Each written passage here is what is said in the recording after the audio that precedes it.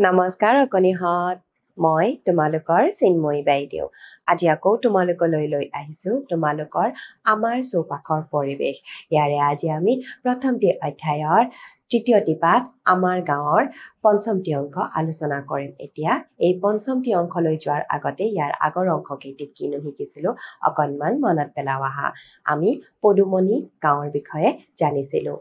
আৰু সেই গাঁৱত থকা বিভিন্ন ধৰণৰ অনুষ্ঠান প্ৰতিষ্ঠান সমূহৰ বিষয়েও আমি জানিবলৈ পাৰিছিলোঁ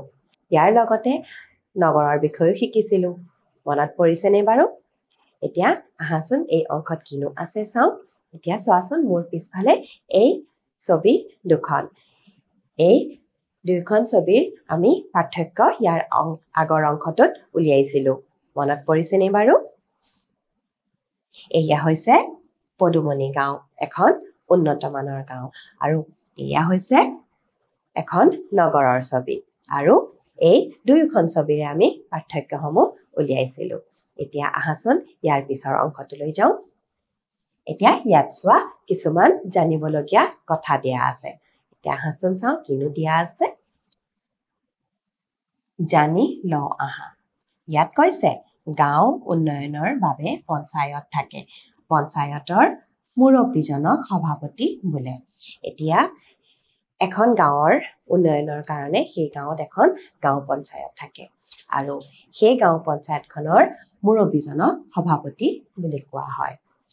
ইয়াৰ পিছত চোৱাচোন কম জনসংখ্যা থকা নগৰত নগৰ সমিতি থাকে নগৰ সমিতিত এজন সভাপতি থাকে এতিয়া কিছুমান কম জনসংখ্যা থকা সৰু সৰু নগৰ থাকে আৰু সেই নগৰত নগৰ সমিতি থাকে আৰু সেই নগৰ সমিতিৰ মুৰব্বীজনক সভাপতি বুলি কোৱা হয় ইয়াৰ পিছলৈ যাওঁচোন আহা বেছি জনসংখ্যা থকা নগৰত পৌৰসভা থাকে পৌৰসভাৰ গুৰিয়ালজনক পৌৰপতি বোলে এতিয়া কিছুমান নগৰত আকৌ জনসংখ্যা বেছি আৰু তেনে নগৰত পৌৰসভা থাকে আৰু সেই পৌৰসভাৰ গুৰিয়ালজন বা মুৰব্বীজনক কোৱা হয় পৌৰপতি বুলি ইয়াৰোপৰি অধিক জনসংখ্যা থকা মহানগৰত পৌৰ নিগম থাকে এতিয়া কিছুমান নগৰত জনসংখ্যা অধিক আৰু তেতিয়া সেই নগৰসমূহ হৈ যায় মহানগৰ আৰু তেতিয়া সেই মহানগৰখনৰ উন্নয়নৰ কাৰণে পৌৰ নিগম থাকে আৰু সেই পৌৰ নিগমৰ গুৰিয়ালজনক মেয়ৰ বোলে আৰু সেই পৌৰ নিগমৰ যিজন গুৰিয়াল তেওঁক কোৱা হয় মেয়ৰ বুলি এতিয়া চোৱাচোন গাঁৱত গাঁও পঞ্চায়ত থাকে কম জনসংখ্যাৰ নগৰত নগৰ সমিতি বেছি জনসংখ্যাৰ নগৰত থাকে পৌৰসভা আৰু মহানগৰত থাকে পৌৰ নিগম এতিয়া ইয়াৰ পিছলৈ যাওঁচোন আহা এতিয়া তোমালোকক এটি ভাল লগা দৃশ্য আঁকিবলৈ দিছে কিহৰ আঁকিবলৈ দিছে চাওঁচোন আহা আকৌ আহা তোমাৰ গাঁও বা চহৰখনৰ এটি ভাল লগা দৃশ্য আঁকা ইয়াত তোমালোকে তোমালোকৰ গাঁওখন বা তোমাৰ চহৰৰ এটা ভাল লগা দৃশ্য আঁকিবলৈ দিছে গতিকে এয়া তোমালোকে নিজে আঁকিবা ইয়াৰ পিছলৈ যাওঁ আহা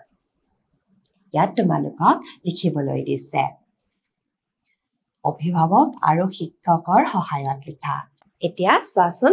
তোমালোকে ইয়াত কিছুমান কথা লিখিব লাগিব আৰু তাৰ কাৰণে তোমালোকে তোমালোকৰ অভিভাৱক বা তোমালোকৰ শিক্ষকসকলৰ সহায় লৈ লিখিব পাৰিবা এতিয়া চাওঁচোন কিনো লিখিব লাগে প্ৰথমতে ইয়াত তোমাৰ নাম লিখিবা তোমাৰ গাঁও বা চহৰখনৰ নাম ইয়াত লিখিবা যদি তোমালোক গাঁও পঞ্চায়তত থাকা বা গাঁৱত থাকা তেতিয়া সেই গাঁও পঞ্চায়তখনৰ নাম ইয়াত লিখিব লাগিব যদি তোমালোক সৰু নগৰত থাকা তেতিয়া সেই নগৰ সমিতিখনৰ নাম লিখিবা নতুবা তোমালোক যদি বেছি জনসংখ্যা থকা নগৰত থাকা তেতিয়া পৌৰসভাৰ নাম ইয়াত লিখিবা আৰু যদি তোমালোক কোনোবা মহানগৰত থাকা তেতিয়া সেই পৌৰ নিগমখনৰ নাম ইয়াত লিখিব লাগিব গতিকে ইয়াৰ বাবে তোমালোকে তোমালোকৰ মা দেউতা বা অভিভাৱক বা শিক্ষকৰ সহায় ল'ব পাৰিবা ইয়াৰ পিছত তোমাৰ মৌজাৰ নাম ইয়াত লিখিব লাগিব জিলাৰ নাম লিখিবা আৰু ইয়াত ৰাজ্যখনৰ নাম লিখিবা গতিকে ইয়াৰ কাৰণে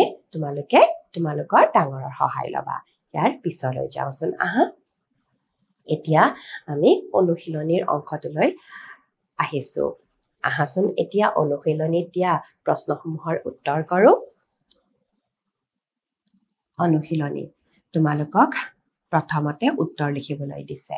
কিছুমান প্ৰশ্ন দিছে তাৰ উত্তৰসমূহ কৰিব লাগে আহাচোন প্ৰথমতে ক ডাকঘৰৰ চিঠি পত্ৰ বিলোৱা মানুহজনক কি বোলে ইয়াৰ উত্তৰ হ'ব উত্তৰত এনেকৈ লিখিবা ডাকঘৰৰ চিঠি পত্ৰ বিলোৱা মানুহজনক ডাকৱাল বা পোষ্টমেন বোলে ইয়াৰ পিছত খত দিছে চিকিৎসালয়ত ৰোগীৰ চিকিৎসাৰ বাবে কোন কোন থাকে উত্তৰত লিখিবা চিকিৎসালয়ত ৰোগীৰ চিকিৎসাৰ বাবে চিকিৎসক বা ডাক্তৰ আৰু নাৰ্ছ থাকে ইয়াৰ পিছত গত দিছে আইন শৃংখলা ৰক্ষাৰ বাবে থকা অনুষ্ঠানটোৰ নাম কি ইয়াৰ উত্তৰ হ'ব উত্তৰত লিখিবা আইন শৃংখলা ৰক্ষাৰ বাবে থকা অনুষ্ঠানটোৰ নাম হ'ল আৰক্ষী চকী ইয়াৰ পিছত ঘত দিছে দুটা ধৰ্মীয় অনুষ্ঠানৰ নাম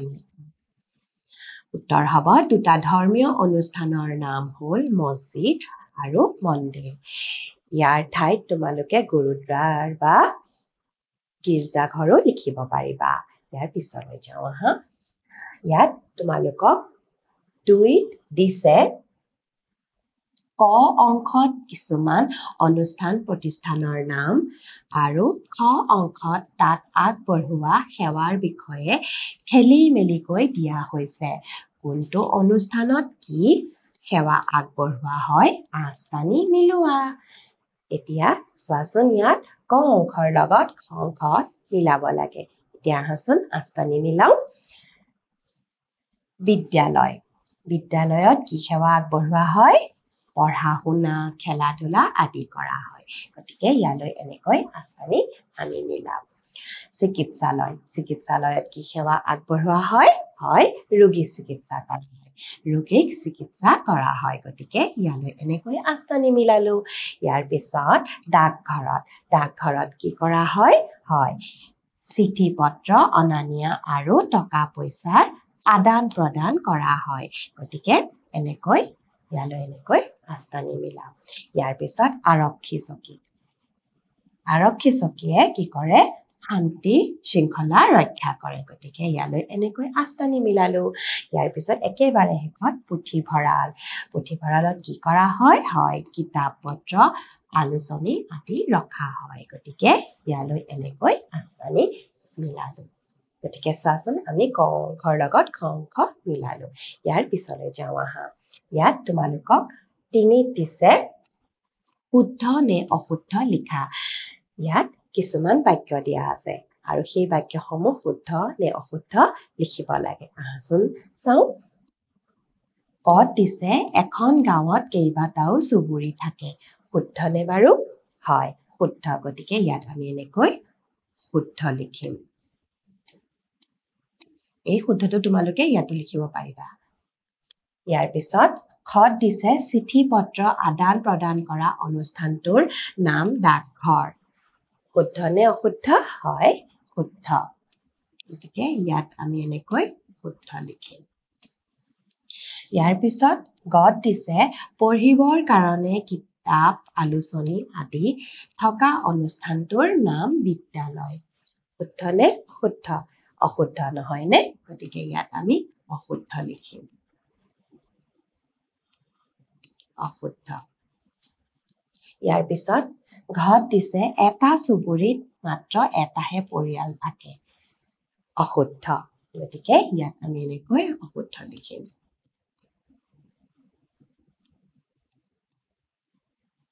ইয়াৰ পিছত আকৌ উঙত দিছে আইন শৃংখলা ৰক্ষা কৰা অনুষ্ঠানটোৰ নাম চিকিৎসালয় শুদ্ধ নে বাৰু অশুদ্ধ নহয় নে গতিকে ইয়াত আমি এনেকৈ অশুদ্ধ লিখিম অশুদ্ধ গতিকে আমি শুদ্ধ সমূহ লিখিলো ইয়াৰ পিছত 4 দিছে তোমাৰ গাঁও বা চহৰখনৰ বিষয়ে 5টা বাক্য লিখা এতিয়া তোমালোক প্ৰত্যেকই বেলেগ বেলেগ চহৰ নগৰ বা গাঁৱৰ পৰা আহিছা গতিকে তোমালোকৰ সকলোৰে বেলেগ বেলেগ উত্তৰ হ'ব গতিকে সেয়ে